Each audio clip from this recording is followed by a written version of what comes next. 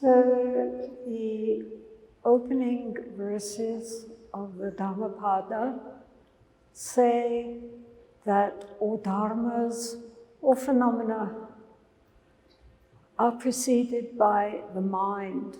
The mind is chief, mind-made are they. In other words, everything depends on our mind. If we are not conscious, then it was as if nothing exists. So therefore, in Buddhism, the primary quest is to know our own mind. Because where do we live? You think you live in Singapore. Well, yeah, on one level, we live in Singapore. And then we think we live in our houses, our apartments, our rooms. Yes, sometimes we live in our homes. So we think we live in our body. But during sleep, we even leave our body. But where can we never leave? What do we take with us everywhere? We take our mind. If we are conscious, then we are here. But although we may take care, great care, of our homes, our rooms, our apartments, we take great care of our bodies, what we eat, medical care, exercise. But the real place that we live and we can never leave behind, even in dreams, is our own mind. And yet, how much attention do we give to cleansing and exercising and making beautiful the one place where we really live, which is our own mind. Now, first of all, let me clarify. In Buddhism, when we talk about mind, in Sanskrit that is chitta, in Chinese it's sin. Sin, yes? Yes. So it means not just the intellect. It doesn't just mean the brain, which is like the computer. It means the heart-mind, which is a much deeper level of our essential consciousness, our essential awareness, than merely the mechanism of our conceptual thinking mind, which is located in the brain. So when we talk about mind, we're talking about the heart-mind, much deeper than just our intellectual thinking. There are many levels of consciousness beyond the surface consciousness of our thinking. If we think of the mind like an ocean, then we could say that our ordinary conceptual thinking mind, which is where we are normally living, is the waves on the surface of the mind, on the surface of the ocean, with the undercurrents of our emotions. But the depths of that ocean, the depths of our consciousness, normally we do not know anything about, because we're living on the surface, on the waves. So the Buddha, 2,500 years ago, said that the average mind is a monkey mind. It doesn't mean those monkeys living in zoos. Now you're in Asia, so you know what monkeys are like.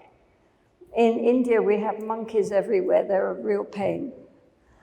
And an ordinary monkey is not that kind of bored, docile thing that one visits in zoos. An ordinary monkey in the wild is very active, always jumping from branch to branch, always picking the first fruit, one bite, throws it down, next fruit. Most monkeys spend their times jumping around, looking for food, looking, if, for the males at least, looking for sex, and fighting each other. Occasionally they groom each other nicely, but mostly they're very restless. They're always agitated, and they are never at peace. And so the Buddha said, the average mind is like a monkey. That was then, over 2,000 years ago. What he would say now, I don't know. But he also did say that the average mind is like a drunken elephant. And drunken elephants are very, very destructive and out of control.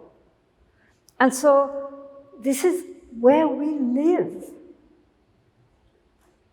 All that action isn't just on the television. That action is going on in our own minds. That's where we are. And this is why we have to, if we want any genuine happiness and any genuine peace, we have to tame this wild monkey mind. So fortunately, one thing can be said for the Buddha Dharma is that the Buddha didn't just say, be peaceful, be kind, be patient. He also gave methods, he gave techniques for learning how to be more calm, how to be more patient, how to be more kind and loving. And so this is very, very useful for any of us, just to learn how to be good human beings. So we have this mind which is like a mad, drunken little monkey, jumping and screaming and running all over the place. What to do? Because we cannot leave the monkey behind. The monkey is with us wherever we go, wherever we travel. So, what to do? Well, first thing is to tame the monkey. We have to tame the monkey, then train the monkey. By training the monkey, we get a transformed monkey. And eventually we can transcend the monkey, right? So we have the 4 T's. We tame, we train, we transform, and eventually we transcend, okay? But we cannot transcend if we haven't even started on step 1, which is to tame. So how to tame the monkey?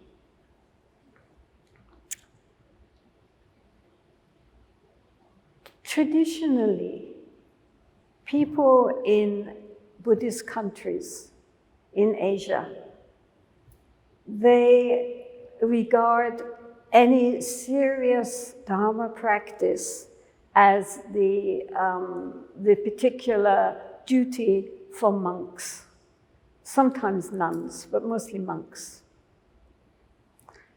And lay people's duty is simply to support the monks who are the professionals doing the job. And so it's for 2,000 years, more than 2,000, 2,500 years, this was how it was in all Buddhist countries, that the main practitioners would be the monastics, and the lay people's main duty was to support the monastics in doing their professional Dharma work. But in the last 50 years, maybe, things have changed a lot in the Buddhist world. Not only in the West, but also in advanced Asian countries such as Singapore, where the majority now of very sincere Dharma practitioners are lay people. Look at you. We have 3 monastics here. A lama, who's a wonderful lama, but he doesn't speak any English, so he's gone to sleep. But he's here to support. He's a lovely, lovely lama. And 2 eminent Mahayana nuns. That's it. The rest of this audience are lay people. This is the first time in Buddhist history that this has happened. That the main people wanting to know how to practice are actually the laity. Now, this has come about partly because now you are all highly educated. Obviously, you are English speaking, otherwise you would not be here. But also you are all very educated. Many of you are professional people. You have families. You have social commitments. You have your own professions, which demand a lot of time and energy. And yet, you have enough interest in spiritual matters to take out this Saturday afternoon to come to listen to me, which is amazing. So, therefore, the question then is, how can we use our daily life without renouncing family, profession, and so forth? How can we transform our everyday life into a Dharma practice? Because this is very important. Even the most dedicated do not have much time for formal practice or for formal retreats. Traditionally, you might think when you go to temples, when we sit reading sutras, when we are in a retreat situation, then that is Dharma practice. And the rest of our day with the family, at work, in our social life, that is worldly activity. And so we have this much Dharma, this much worldly activity. And then we wonder why nothing changes. So clearly, this is not so helpful. What we need are certain ways of taking our ordinary daily life, our family, our friends, our colleagues, our work, and so forth, and those very situations,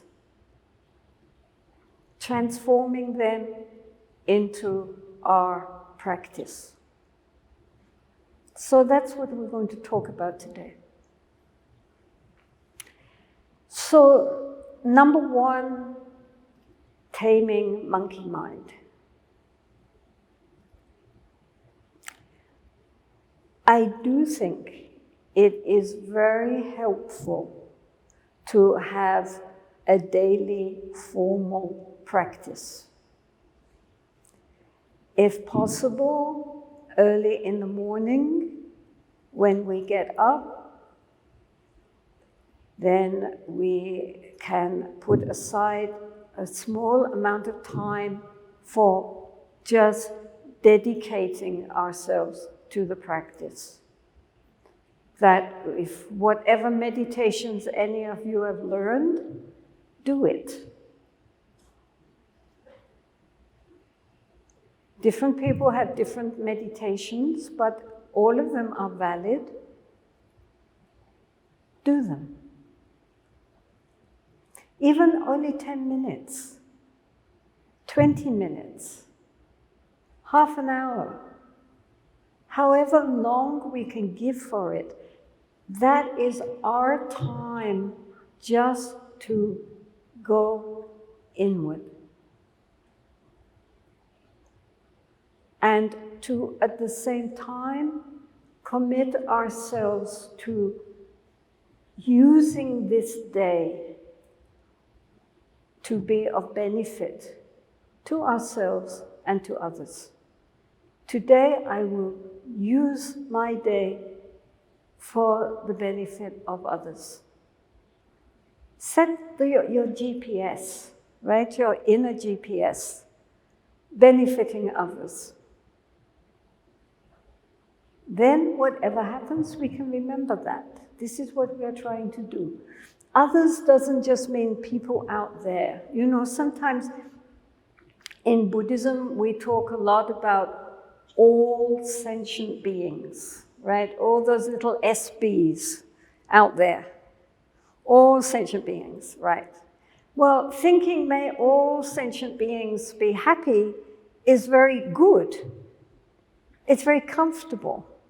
But, you know, what about the sentient being, you know, right next to you? Your family, your colleagues, yourself. All sentient beings means all, and we shouldn't just think of them out there somewhere on the horizon, but they're the people around us, the people we meet, the people we know best. Our partners, our spouse, our children, our parents, our neighbors, the people we work with. These are all sentient beings, and all sentient beings wish for happiness. Right? Keep that in mind. So we get up in the morning, and if possible, we sit. And we try to bring to our mind into our body. And whatever is your particular practice, as I say, at that time, that is the time to do it when the mind is still fairly fresh, before the rest of the day takes over. Just to be with ourselves and to sit with our practice. Even if it's very short, it's better to do a short practice constantly than just once a week to do just one long practice and the rest of the week to forget it. You know, so even if we can only give it 10 minutes, 10 minutes every day is more precious than 2 hours on Sunday. Do you understand? It's the continuity which builds up.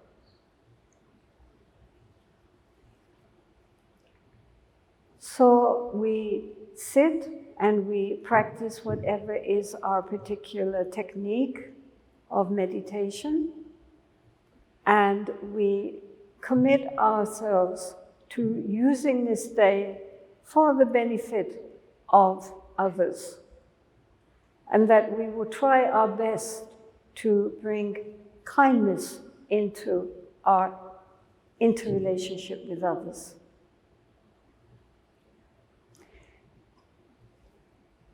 All genuine meditation is based on cultivating a quality of mind which is called awareness. It also can be called mindfulness, attention, consciousness. It's that ability of the mind. The first step is the ability of the mind to observe without comment. This is a very, very important quality in Buddhism. The ability to be aware, to know, without having to evaluate or judge. just knowing. And because this is such an important quality for us to learn how to cultivate, how to develop, this is the way to tame the monkey and then to train it. In Buddhism, we usually start in all Buddhist schools with the breath. Now, many of you here, I'm sure, know the meditation on the breath as it is taught in various Buddhist schools. But the point is, the reason why the breath is useful, first of all, is because we are always breathing. And normally, when we are breathing, we are not aware that we are breathing. It's one of those automatic functions of the body which we don't give any thought to, we just breathe. But we can know the breath if we want to. So if I ask you all to stop breathing, we can all hold our breath, right? We can't stop the heart beating. We can't stop the liver functions or the stomach from digesting food. But we can stop our breath for a limited amount of time if asked to do so.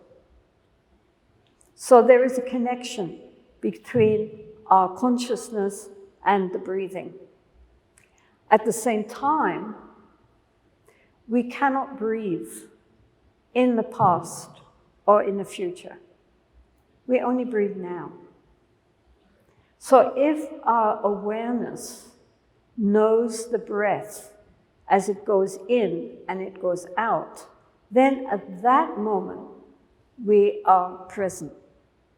Now, it's very hard for our egoic mind, the mind ruled by this small self, to stay present. If we get to understand our mind, we recognize how much our mind is caught up in the past, in memories, comparisons, and just thinking back to what's happened before, 50 years before, 20 years before, yesterday, 5 minutes ago. All caught up in the future with our plans, our fantasies, our dreams, our ideas of what will happen next, our fears of what will happen next. But the one place that the mind has a really hard time to stay is now. To stay in the present is very hard for the mind. We don't recognize how difficult it is to actually be present with what is happening right here, right now, without commenting, without discussing it in our heads. So, therefore, this very simple meditation on the breath is a very skillful way to bring the mind into the present and at the same time to develop this important quality of awareness. Awareness means knowing. Normally, we don't know what's going on because we are too busy talking to ourselves. We are chattering away to ourselves the whole time, and we miss what is actually happening. For example, we are all sitting here, but how many of us are aware that we are sitting, experiencing the feel of sitting? Unless we are uncomfortable. Normally, once we are sitting, then our mind's gone off in all directions. But it's not where we are. So it's very important to develop the ability to be present, to be centered.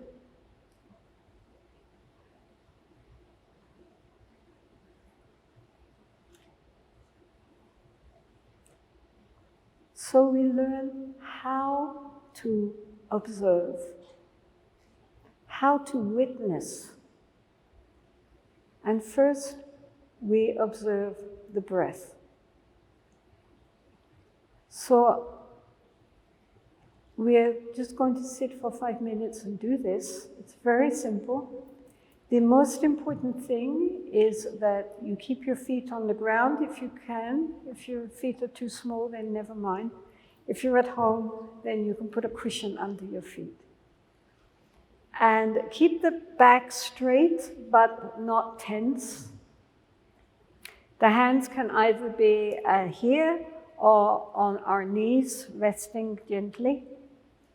Just keep the neck feeling slightly down, but not feeling relaxed. The most important thing, two important things. First, to be focused and to be relaxed. Don't make the mind tight. Keep the mind very, isn't it wonderful? You have nothing to do except sit, breathe, and know that one is breathing. That's it. Nothing. Right? So please just breathe normally. The attention should especially be on the out breath, and then a slight pause, and then the in breath. Just naturally coming in, and then again the out breath. Just knowing it. That's all. And if after a short time you get bored and the mind gets carried away with thinking again, just notice, bring it back to the breath. What we are trying to do, the breath is not the really important thing.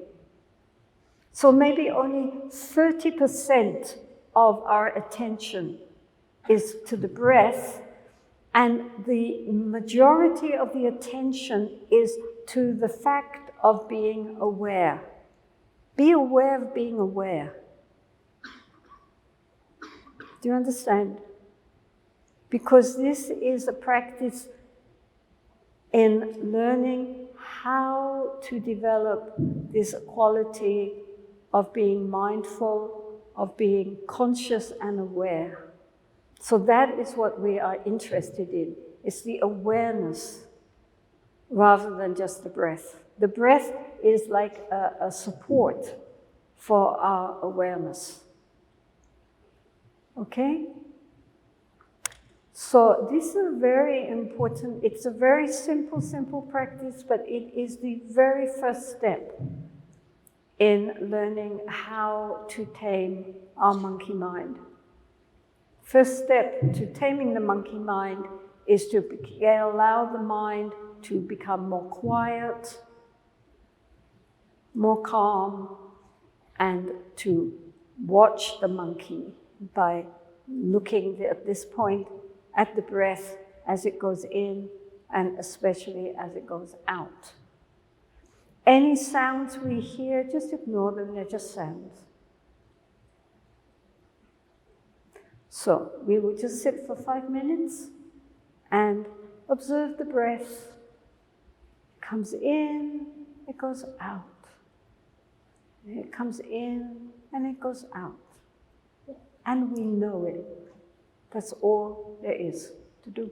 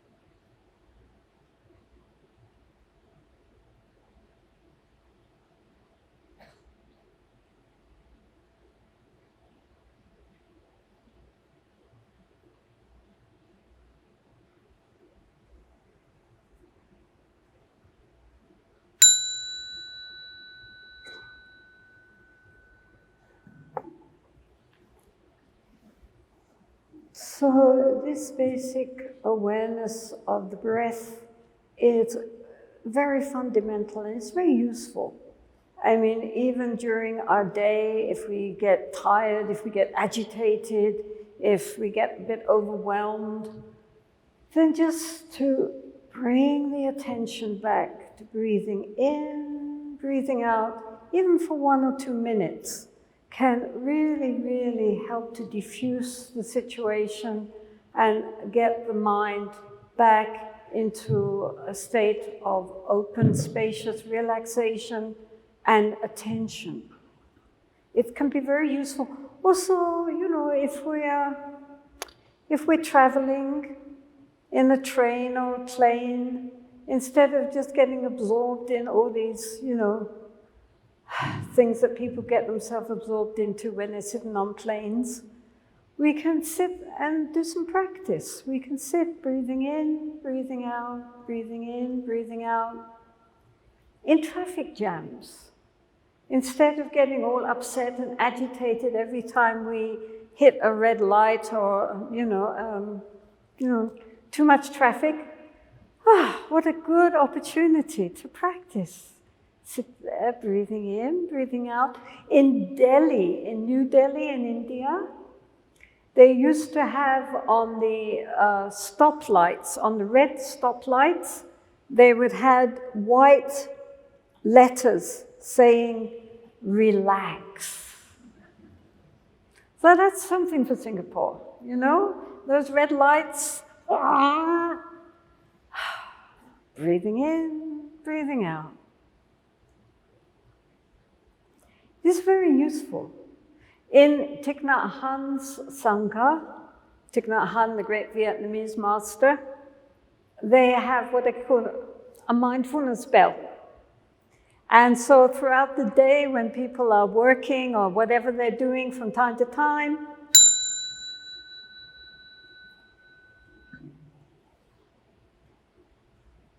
everyone stops what they're doing and just focuses on the breath, breathing in, breathing out. Just for a minute. Back to the present. Back to here.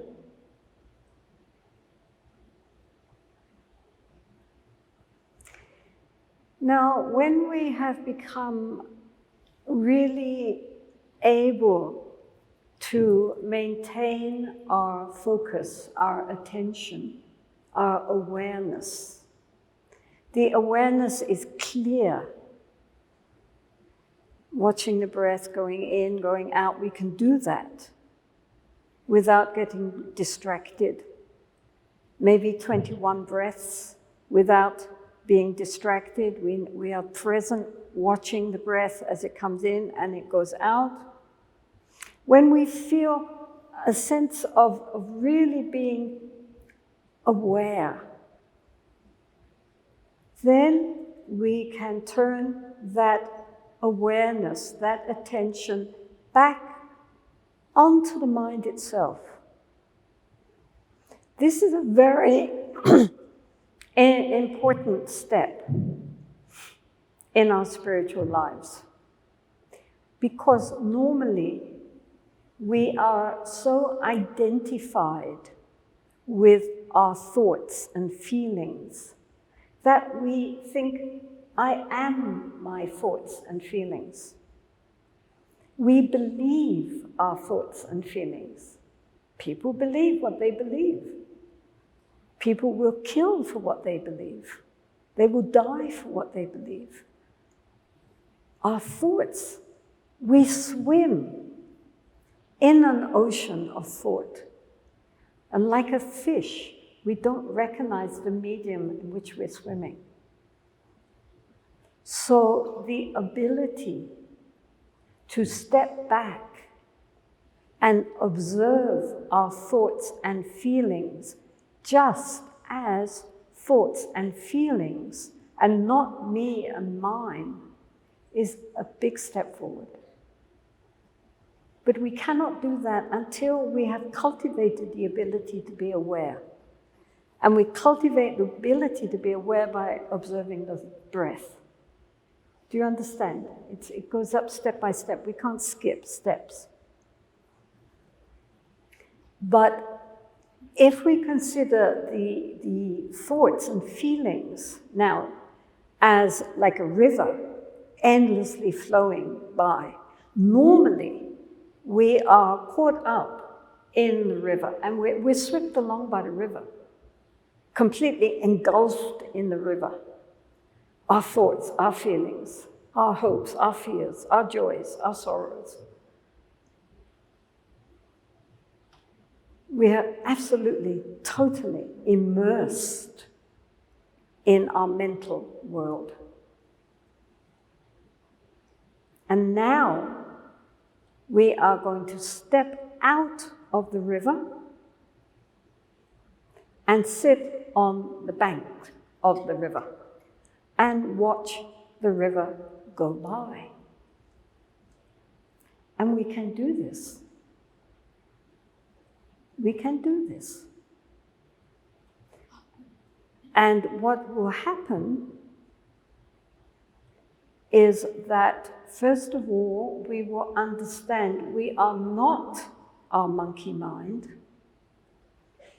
because if we were the monkey, we would not be able to observe the monkey.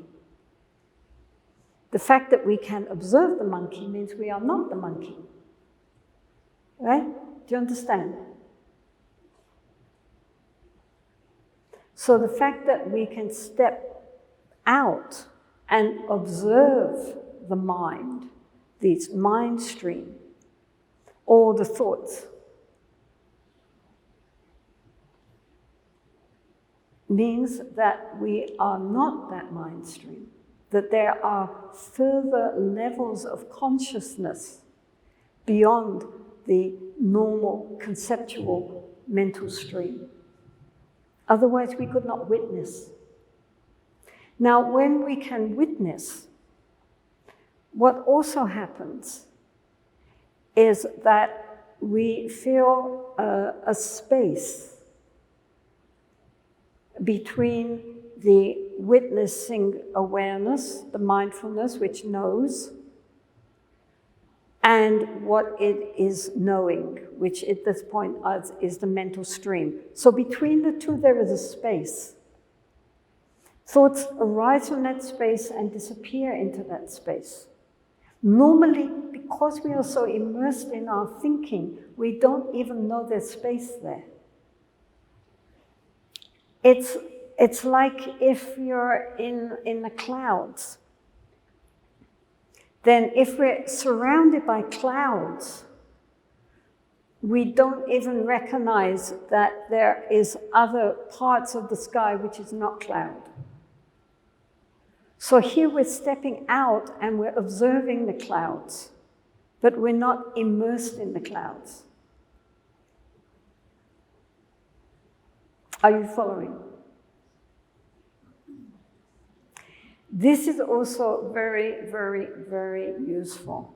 This is not ultimate truth, but it's very, very useful to witness. And even during the day, as much as possible, we should try to observe the mind. When I first began, I lived with these yogis, and they told me that every hour I should look at the mind 3 times. The books say to observe the mind at all times, but you can't do that at all times if you can't even do it once. So we start with a very simple, 3 times every hour, to make the commitment to stop for a second and look back. What is the mind doing at this time?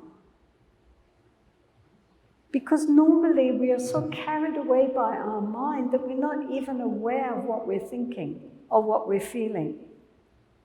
So now we're stepping out and we're looking and seeing, what state is the mind in at this time? Are we happy? Are we peaceful? Are we concentrated? Are we anxious? Are we annoyed? Are we depressed? What's our mind doing at this moment? And then if the mind is in a positive state, then that's good. And we can, carry on. If the mind is in a negative state, then we are aware of that and we apply the antidote. We will deal with antidotes in a minute. So it's like if we have a sickness, if the limb is healthy, then we leave it alone. But if there's some problem, then we have to find a remedy to help that problem, to cure it, right? But if we're not even aware of it, if we're not conscious of it, then it's just going to degenerate more and more and more until it becomes incurable. So our mind is like that. The negative emotions the Buddha called poisons. They poison our mind and make it sick. So we have to be aware. Is our mind sick? And if it is, what poison is doing this? And then how to find the remedy, how to find the antidote to that poison in order to make the mind healthy again. So, during our formal meditation time, we should learn how to make the mind a little more calm and especially more conscious, more aware, more present.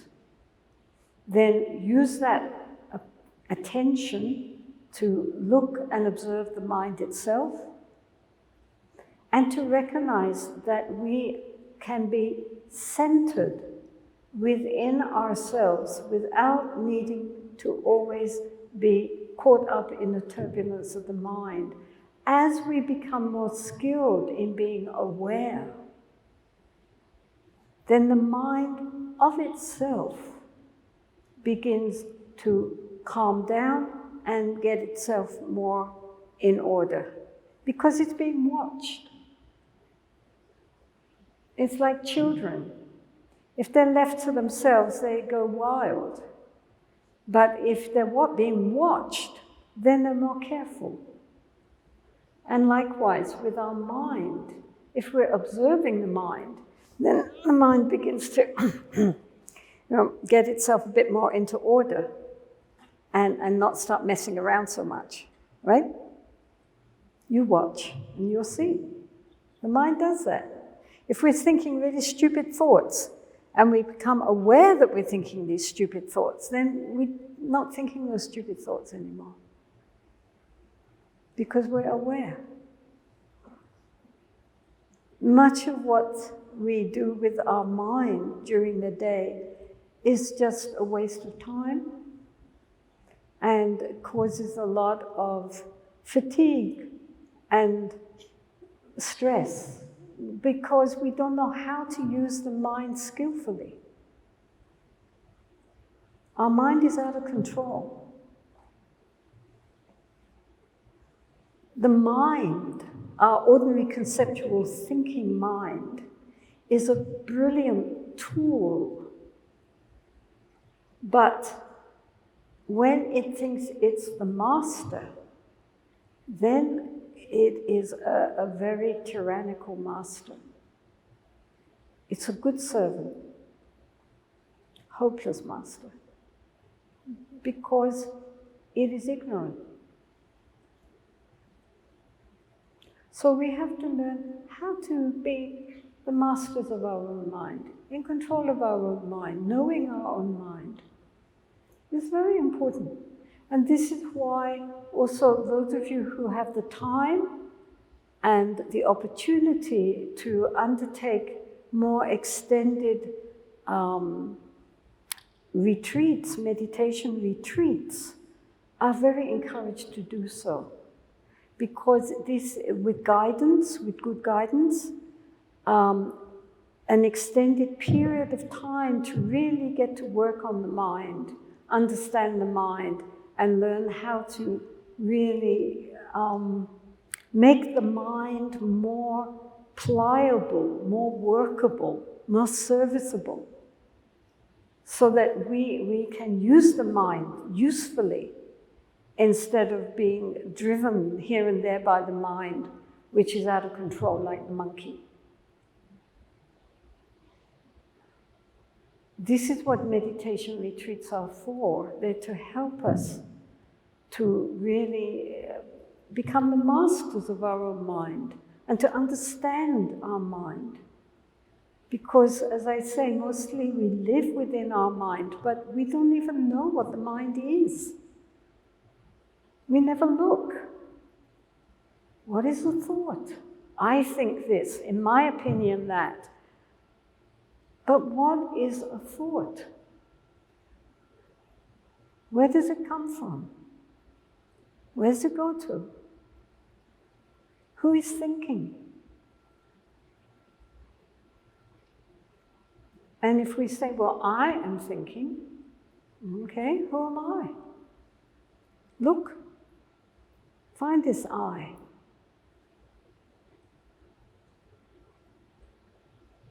Okay, so first step is how important it is to become the owners of our own mind instead of the slaves of our mind. This is very, very important.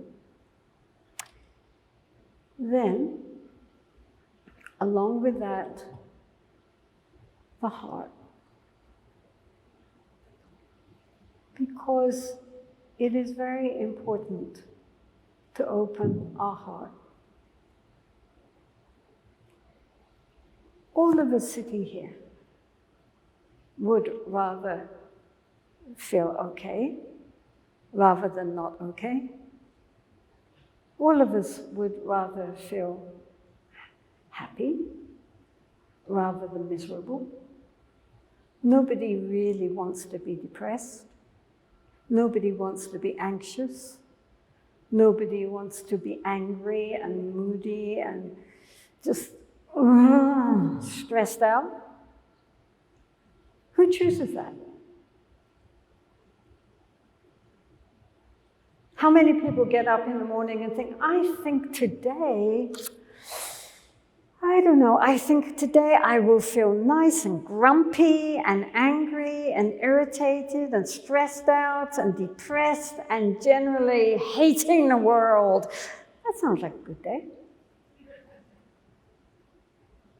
And yet that's how many people are living.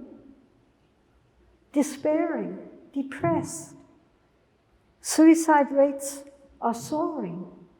So many people on all these, these kind of opioids for making you feel better. Maybe not so much in Singapore, but in so much of the world nowadays, people are popping pills the whole time, just to get through the day. And yet outwardly their day looks wonderful. They're not living in the slums of Calcutta. They outwardly have everything. All of you outwardly have so much. I live in India. So many millions of people living on the streets or in unbelievable slums.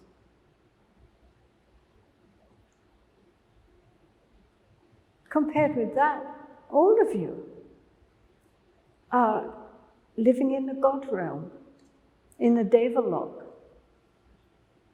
I mean, you come to Singapore after being in Delhi. I mean, it's a God realm. So clean, relatively crime-free, people are well-dressed, they all have so much to eat, they all have so much everything. So why are you not all blissed out? Why is youth so much in despair, stressed? The reason is what we were saying at the beginning, that we do not ultimately live in our homes or even in our bodies. We live in our minds. And unless our minds are free, then we are all enslaved. So this is the problem. Outward situation really impacts very little on our own internal feeling of well-being or not. I mean, it's there. Everybody needs to have some, somewhere to live, enough food, education for the children, and so forth. Some basic level of security for most people is essential. But beyond that, what?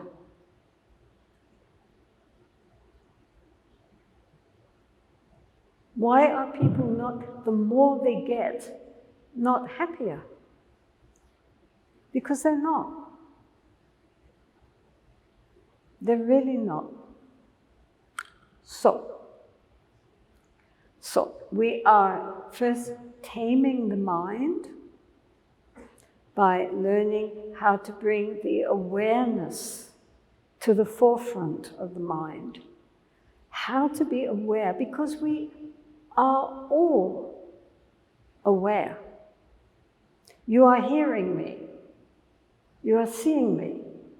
So we are aware, right? It's not like you have to make some magic thing we don't have before. We all have awareness. Otherwise you'd be unconscious. We're all conscious. The problem is that we are not aware of being aware. And so therefore that awareness gets swept along by all our conceptual thinking mind, and we are not centered. We get lost. We get lost in all our thoughts of the past or the future, and we don't know how to stay present and be where we are right now. So this is why these practices are for not just for when we're sitting nicely, but for every day, all the time, as much as possible, to bring our mind back into the present moment, which is, in actual fact, all we have. So, we've been doing our practice, then we get up, open the door, and the rest of the day begins. So for many of you, that means dealing with your family, breakfast, dealing with your partners, your children, your parents, whoever is around you. In that moment, how to make them happy? As I said, all of us wish for happiness. We don't wish to be irritable and depressed, but we are irritable and depressed. So the important thing is to think how to use our day to try to make others just that bit more happy. Recognizing that all beings wish for happiness. Everybody wishes for happiness, not just human beings, animals, birds, fish, insects. All beings want happiness. They want to feel okay. They don't want to suffer. So just as I would rather be happy than miserable, everybody else would rather be happy than miserable.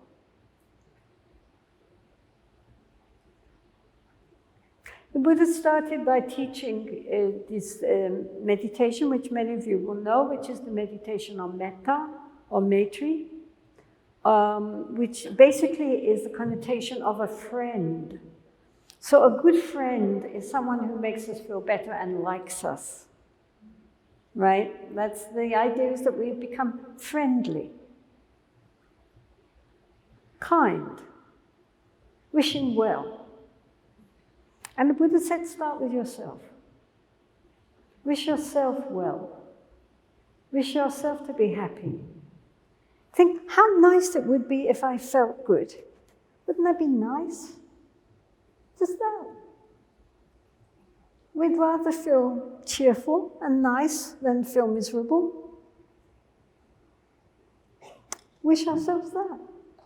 How nice if I felt nice. May I feel nice. And make friends. Because wherever we go, we take ourselves with us. So we might as well take a good friend. Why take an enemy? And then from that, we send the good feelings to people that we love, our family, our good friends. And then to people we're indifferent towards, people we see every day but don't think one way or the other if they would want to be happy, knowing they would want to be happy.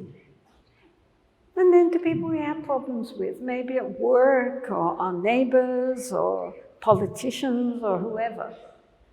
People that we find difficult, that we blame. I would be okay if it wasn't for so-and-so. Wish them happy. May they be well and happy. May they be free from suffering. Why not? And then the whole world, all the beings in the world, may they all be happy. You're sitting in a bus. Then fill that bus full of light, imagining it going into all the beings in that bus, including the driver, or a plane, or a train, or a traffic. Every single being you look at would rather be happy than be sad. Wish them well. Smile. Even the people who are not important to you, me, they're important to themselves. The Buddha said that to each one, his own self is most precious. So who is to say who is high, who is low? We're all, each one of us, wishing that each one of us should feel well and happy. So wish that for everybody. If we did that during the day, that would also lighten. You're sitting in your office surrounded by all these other people in the office. Just send out light and wish them all well and happy. And be kind. The Buddha also taught the 6 paramita, these 6 especially exalted qualities, of which the first is generosity, and then ethics. You know, all Buddhist ethics are based on not harming any being in body, speech, or mind. And patience. Patience meaning when people annoy us, instead of being angry back, we recognize that patience is a very important quality for us to develop. So therefore, these people who are annoying us, upsetting us, are our opportunity for developing this quality of patience. If everyone is nice to us, we can think we're very nice people because everybody's nice. But it's when people are not nice, when people don't say what we want them to say, don't do what we want them to do, that's when we can practice. And instead of getting all upset, we can be more forbearing, we can be more tolerant, and we can be grateful. Oh, you're so horrible. Thank you for being so difficult. Now I can really cultivate this important quality needed in order to fulfill our human potential. The first paramita is generosity. Dana. Generosity doesn't just mean giving things. Asian people are very generous. It's one of the main differences in a way.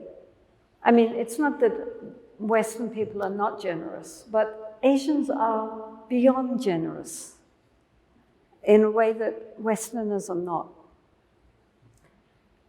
And so this is a very beautiful quality.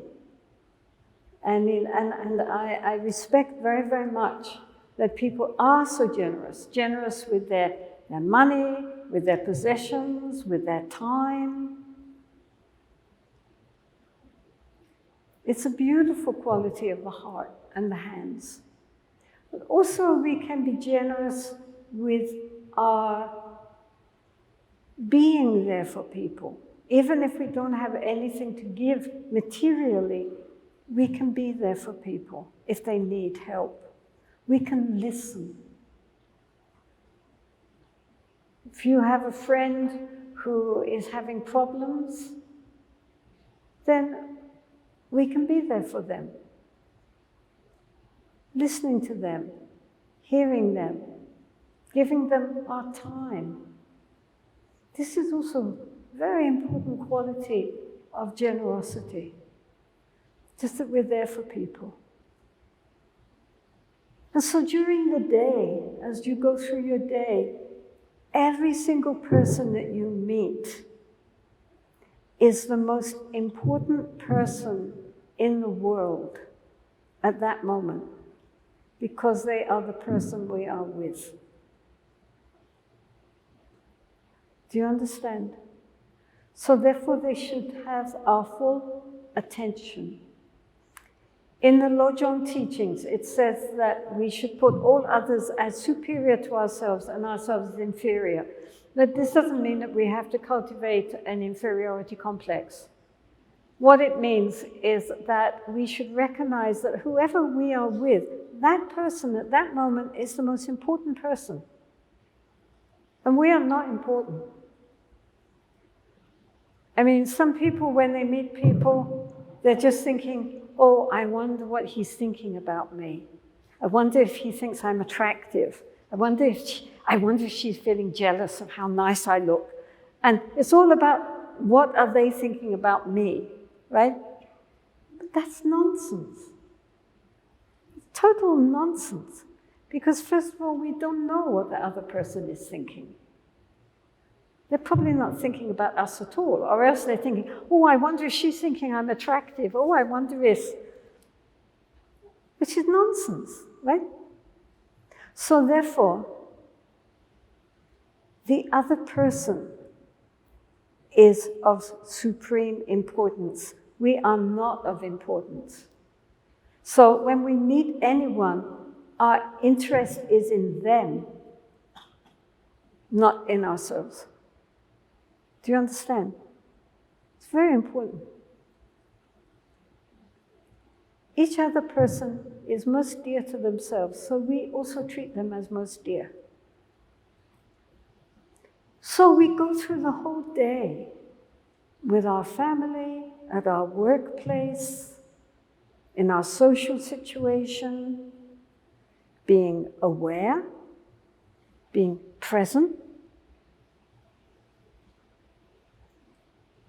Inside there is this inner space. We are there centered in this inner space of attention, of awareness, present, knowing.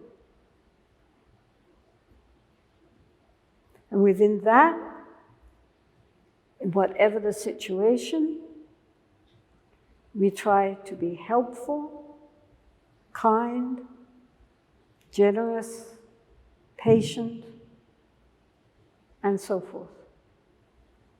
We use others as a means to cultivate these qualities of the heart.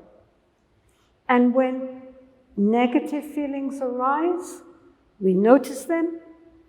Oh, we're getting irritated, annoyed. Somebody, goes in front of us in the traffic, or somebody, I know this is, and in Singapore you never do this, but in India people push in front of you in queues and so forth. And people do say things and do things which make us very upset. And we react in our mind by being angry, we notice that. We train our mind to be aware of what is happening inside us. When we know what is happening inside us, we can change it. In this way, we transform. If we are not aware, then by the time we've noticed we're angry, we're way down the road. Very difficult. We've already said bad things and gotten all upset, and they're saying bad things back again, and next thing you know, we're shouting at each other. It's too late. But if we are aware, if we are conscious, then as soon as a feeling of upset, anger arises, we recognize it. And when we recognize it, then we are still in control and we can deal with it. There are many different ways of dealing with our negative emotions. We don't have time to go into it all. But the important thing is first to know it. Like anger, we recognize that we're angry as soon as possible. Then we accept that. Yeah, right now I'm angry. Then that already has given a gap in which we then can decide what to do. Shantideva, who was a great Indian philosopher of the 8th century, he says that if we cannot deal with anger when it arises by, transforming it or by cultivating patience, then we should be like a block of wood. We should be like a log. In other words, if we cannot transform our anger into mirror-like wisdom or into at least patience, we can at least not react at all. We stay like a log of wood, and that gives us a chance to get back into, we haven't done any harm. We've not said angry words. We've not, jumped up and down. We just,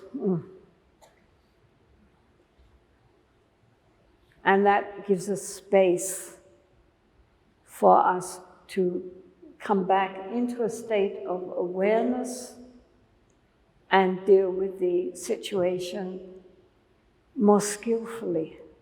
Because we are trying to use our daily life skillfully. So everything which happens to us is the opportunity to practice. Walking down the road, walking down a corridor, climbing up and down stairs. Either we are aware or we are not aware. Normally when we are walking and the mind is thinking 10,000 different things. But we can also walk and be conscious that we're walking. Not thinking of anything except the act of walking. Anything we do, we can do it either with mindfulness, with awareness, or not. Ordinary things. Mindfulness is not just something we do when we're sitting. The Buddha said we should be mindful when we're standing, sitting, walking, lying down. At all times, we should know what's going on. Be present in our bodies and then with the mind, knowing what's going on so that we are at the center instead of being endlessly distracted. Our minds are stressed out, not because we're so efficient, but because we are not efficient. I read an article in The Economist, which is not a Buddhist magazine, It's a British publication for business and economics, as it says, The Economist. And it was an article about neuroscientists and their latest finds dealing with stress. And they said that they have found that people, one of the main causes of stress in the business world is multitasking, trying to do too many things at the same time. And they said the problem is that the brain is not wired to multitask. And when it does so, what happens is that it gets very stressed, it is less efficient, it makes mistakes, and it is superficial. It doesn't go down to deeper levels of creativity because it's juggling too many balls in the air at the same time. And so they said that it made much more sense, was much more efficient, and also at the same time saved on stress levels. They said people get stressed not because they are more efficient, but because it's all become too distracted and the mind can't cope. So they get exhausted, but they haven't done more work. It's just that they're just not focused. And at the end of the article, he was asking, well, this is The Economist, what is the solution to this? And he said the solution was to take a course in mindfulness and do a meditation retreat.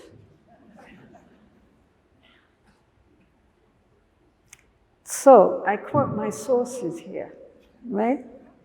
As many of you know, nowadays, mindfulness, of course, has become a new buzzword in both psychological circles and psychiatric circles, but also in business circles. I have friends who are teaching mindfulness courses to the army, in prisons, and of course in big businesses, because people recognize that our minds are going crazy and it doesn't help anybody or anything. Of course, businesses want it so that people can not get so stressed out and don't take so much time off and are more efficient and therefore get more profits for their company. And so then Buddhists get very upset and say, this is not right, this is a misuse of mindfulness. But I think, anyway, who cares? If people are learning how to become more aware, more conscious, does it really matter that it doesn't come under, the Buddhist flag? It doesn't matter. I mean, we don't have a copyright on mindfulness. Mind you, I saw an advertisement, a full-page advertisement in Time magazine for a new book put out by Time magazine called Mindfulness, the New Science of the Mind. America has discovered it, so it's new. Right? But good. Good. People who read Time magazine and buy that book, they will never buy a Buddhist magazine, but they will learn how to be mindful. So that's good. So the key is that. The key is the mind. To learn how to be aware. There are deeper levels of awareness than this dualistic observer-observed, but even just to get to the point of being able to observe the mind and know what is happening at the time it is happening without comment. is already an enormous step forward and can bring very deep inner peace, because we recognize that we are not our mind. The mind is very useful. The mind is a brilliant tool, but it is not who we are. But we can only recognize that through practice. And that practice is not just when we are sitting formally, but throughout the day, as much as we can, to remember, to be present, to be aware. Just know you're where you are. Feel the body. Look at the mind. Just be here. Doesn't take time. The word for mindfulness in Sanskrit and also in Tibetan is the word to remember. And it's a usual, ordinary Tibetan word for remember, and also in Sanskrit. Because the direct enemy is that we forget. We forget to remember. Remember what? Remember who and how and where. To be present. Ajahn Brahm, who I'm sure you've all heard of, coined a very nice word to join together the idea of mindfulness and at the same time being kind. He calls it kindfulness. And so all of us should spend our day being kindful, right? Not just mindful and aware, but also recognizing everyone wants happiness. May all beings be happy, and especially the one that I am with. Loving awareness. Say that to yourself. I am loving awareness. Whenever we get frazzled and frustrated and upset, I am loving awareness.